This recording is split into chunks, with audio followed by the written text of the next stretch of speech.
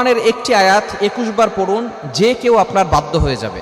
বর্তমানে আমরা কিছু মানুষদেরকে বাধ্য করতে চাই, অনেকে আমাদেরকে কষ্ট দিয়ে থাকে। বিশেষ করে সন্তান অনেক সময় কথা শোনে না, এবং অনেক সময় স্বামী স্ত্রীর কথা শোনে না, স্ত্রী স্বামীর কথা শোনে না।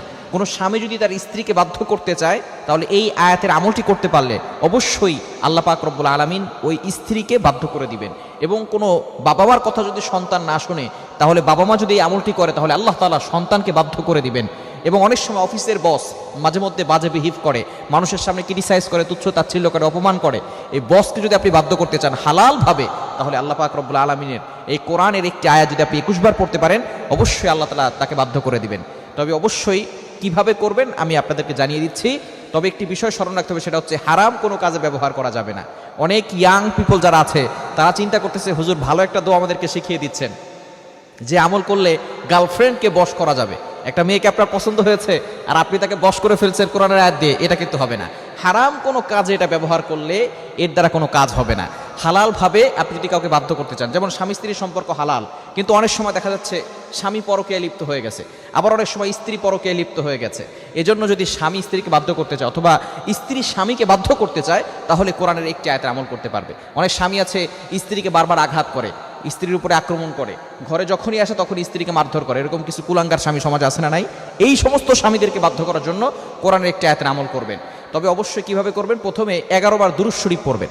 দুরূদের ভিতরে সর্বশ্রেষ্ঠ দুরূদ হচ্ছে দুরূদ ইব্রাহিম, যেটা আমরা নামাজের ভিতরে পড়ে থাকি। এই দুরূদ পড়বেন কতবার? 11 বার দুরূদ শরীফ পড়বেন। এরপরে আপনি এই আয়াতটি পড়বেন 21 বার, এবং যখন পড়বেন তখন যাকে বাধ্য করতে চাচ্ছেন তাকে আপনি স্মরণ করবেন। আয়াতটি হচ্ছে 22 নম্বর পারা 16 নম্বর পৃষ্ঠার 3 নম্বর লাইন, সূরা ফাতিরের 22 নম্বর আয়াতের প্রথম অংশে আল্লাহ তাআলা জানিয়ে দিয়েছেন, ইন্নাল্লাহা ইউসমিউ মাইয়াশা, ইন্নাল্লাহা ইউসমিউ মাইয়াশা। এর অর্থ হচ্ছে নিশ্চয়ই আল্লাহ যাকে চান তাকে কি করে দেন? তার কথা শোনান, শ্রবণ করান।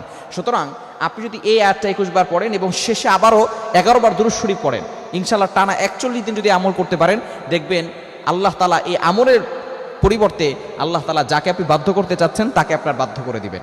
সন্তান অনেক সময় কথা শোনে না, অনেক সময় আপনি যাকে বাধ্য করতে চাচ্ছেন, যে আপনাকে দুশ্মন, আপনাকে শত্রুতামি করে আপনাকে ধ্বংস করার ষড়যন্ত্র করছে, আপনাকে বিপদে ফেলার ষড়যন্ত্র করছে, আপনি বিভিন্নভাবে কঠিন বিপদে পড়ে যাচ্ছেন, এই সকল মানুষদেরকে আপনি আপনার বাধ্য করে ফেলবেন এই আয়াতের আমলটি করে। এবং অনেক সময় সন্তান কথা শোনে, এই জন্য পিতামাতা যদি দোয়া করে, তাহলে তাদের দোয়া কিন্তু আল্লাহ তাআলা কবুল করে থাকেন। পিতামাতা অনেক সময় দোয়া করতে চায় না, আপনি দোয়া করবেন, সন্তানদের জন্য দোয়া করবেন, তাহাজ্জুদের সময় দোয়া করবেন। অনেক বাবা মা আছে নামাজ নিজেও পড়ে না, সন্তান পড়ে না, সন্তান যখন আদর্শ সন্তান না হয়, পরবর্তী সময় হুজুরের কাছে ফোন দিয়ে বলে, হুজুর আমার সন্তানের কথা শুনতেছে না। আপনি নিজে যতক্ষণ পর্যন্ত আদর্শ বাবা মা না হবেন, ততক্ষণ পর্যন্ত আপনার সন্তানও আদর্শ সন্তান হবে না। এজন্য এই আয়াতের আমলটি করবেন। সূরা ফাতিরের 22 নম্বর আয়াত, ইন্নাল্লাহা ইউসমিউ মাইয়াশা, এতটুকু 21 বার পড়বেন। যখন পড়বেন তখন যাকে বাধ্য করতে চাচ্ছেন তার কথা স্মরণ করলে আল্লাহ তাআলা সেই মানুষগুলোকে আপনার বাধ্য করে দিবেন।